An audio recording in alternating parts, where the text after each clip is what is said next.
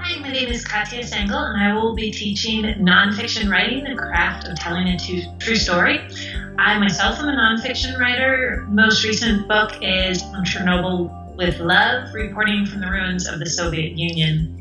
I think some of the things in the course I teach are that nonfiction actually has a lot of the components fiction has. People sometimes think nonfiction doesn't need crafting, but you still have characters, you have scenes, you have a story arc, you have tension.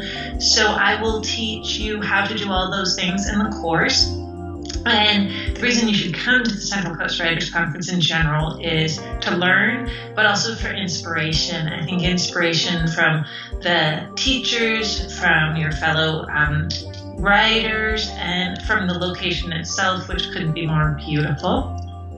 And I think why I write, it's all I can do. I love writing, and it's really, it's what I've always done.